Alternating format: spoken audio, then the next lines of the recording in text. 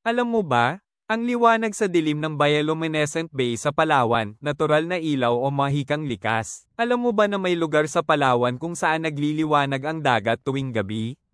Parang pelikula, pero totoong nangyayari. Nasaan ang bioluminescent bay? Matatagpuan ito sa sitio Marufines, Puerto Princesa, Palawan.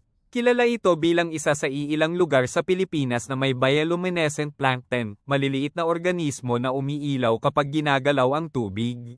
Sa gabi, kapag sumayad ang kamay, sagwan, o bangka sa tubig, parang kumikislap ang dagat na tila bituin sa ilalim ng alon. Paano ito nangyayari? Ang liwanag ay mula sa plankton na tinatawag na dinoflagellates.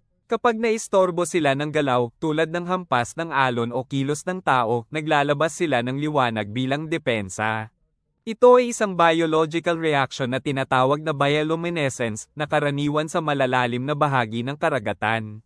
Bakit bihira ito? Hindi lahat ng dagat ay may tamang kondisyon para mabuhay ang mga bioluminescent plankton.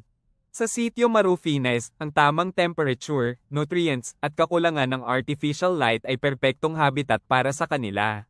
Kaya't misteryoso at kakaiba ito, kahit sa buong Pilipinas. May kababalaghan ba? Ayon sa ilang lokal, may mga kwento ng mga diwata o espiritu ng tubig na nagbabantay sa lugar, at ang liwanag ay basbas daw ng mga nilalang sa ilalim ng dagat.